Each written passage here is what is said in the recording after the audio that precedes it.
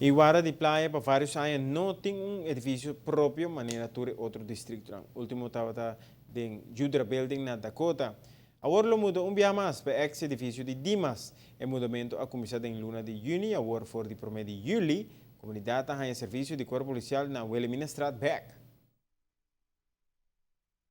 Afdeling qua muda bayanang ta KZP, dus jeugd en zedenpolitie, straatdienst mes, SBV, que é um tesouro de vergunning, e tudo lo que tem de vergunning para tá loco tá distrito de Oranjestad. Em verdade também, o Wadi Balashi, agora que entrante 1 de julho está usado door de verkeersafdeling, dus de verkeersafdeling bij centrale nana. Maar de politie está pensando que em verkeersafdeling está mais prático para o do serviço e decisão assim na cai. O mudamento para o edifício de ex-Dimas está temporal. Sin embargo, ainda não tem sítio adequado para a operação de guarda de praia. O guarda de polícia tem sua regra com o mestre cumpre com internacionalmente e a Aruba mestre cumpre que aqui também. Mas atualmente, para o guarda de praia, não tem uma solução ainda.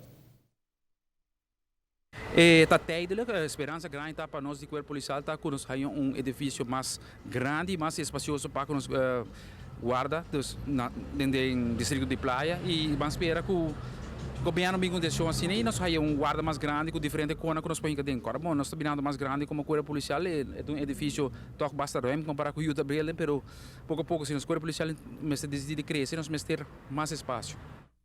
Actualmente, o número de telefone também cambia temporalmente. Por llamar para qualquer assistência e espera que pronto o trabalho não está queda claro para a guarda de polícia playa por hanha, su mês número back.